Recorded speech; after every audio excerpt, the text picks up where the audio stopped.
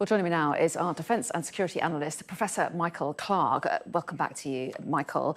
Obviously concerns about the Zaporizhzhia nuclear power plant, but in the meantime, there's plenty of other things going on, aren't there, including an apparent drone attack inside Russia again. Yes, Anna, the tempo of events is increasing all the time. So overnight, it looks as if there was a drone attack at Krasnodar. The Russians are saying they think it was a drone. I'm pretty sure it probably was.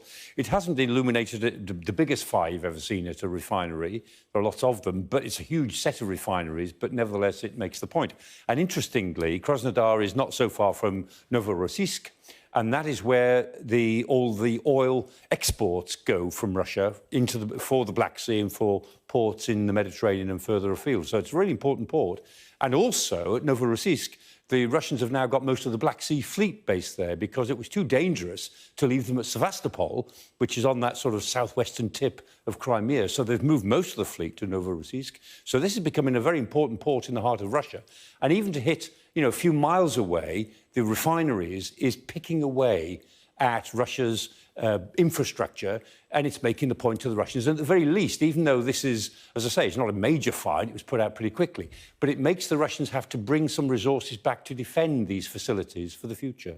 That's interesting. And not the only drone attack, of course, we've seen in recent days. So how are these attacks playing into the overall conflict? Yeah, we're starting to build up quite a record of them now. So this is the 3rd of May, some weeks ago, which was the attack of 2 drones on the Kremlin. It was a dome of the Senate Palace within the Kremlin fortress, within the walls. 2 drones, 16 minutes apart, both from different directions, didn't do any damage unless they may have hurt 2 fellows who were walking up the ladder onto the dome after the first attack to assess how bad the damage was. They might have been killed or injured in the second attack, we don't know.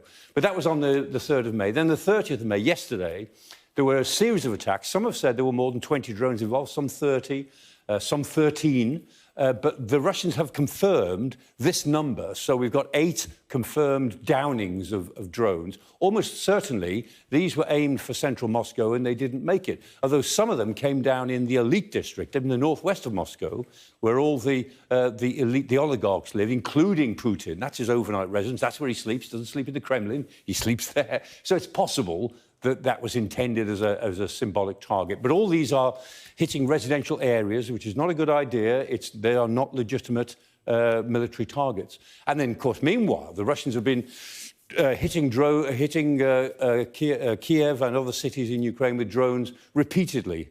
So after the 10th of October last year, they began a series of fortnightly big attacks, 15 of those. Then the 16th iteration began at the beginning of May. And then they went to attacks every 48 hours pretty well.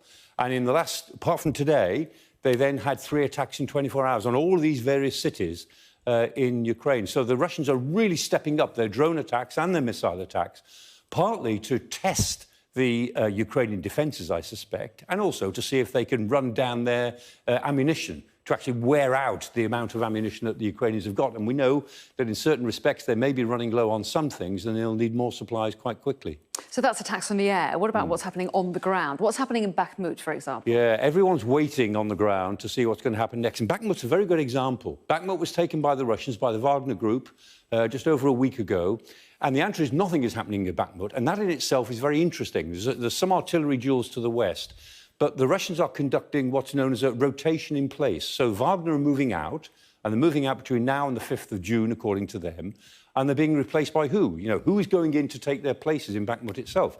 And what we know is that their places are being taken partly by a group called the Seversky Battalion, who are a group of volunteers, the Nevsky Battalion, group of volunteers. Another group called the First Wolves, and they are a group of sabotage specialists. And then some of the militias from the Donetsk People's Republic, who are not renowned for their military capability. So when we see the units that seem to be going in to take over from Wagner, they're not very good.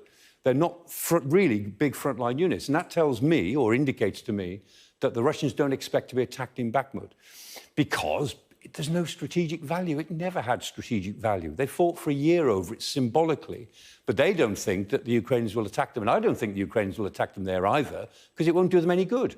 All the strategic areas are north and south of Bakhmut, and that's where we might expect to see some movement. So what we're seeing now, in these days before this offensive begins, don't know how long it will take, but we're into the final days before the offensive, I'm fairly convinced, We're seeing Russian commanders make their decisions. They're placing their forces where they think they'll be needed and bringing their reserves to the areas where they think they'll have to be. And I keep saying it's a bit like a roulette wheel. The wheel has been turning now. Somebody's spun the wheel and the pea is bouncing around. So now's the time to place your bets. Put your units where you think they will do the most good, and when the wheel stops turning, we'll find out. We will. And you think that stays away? We'll wait and see. Michael, thanks very much indeed.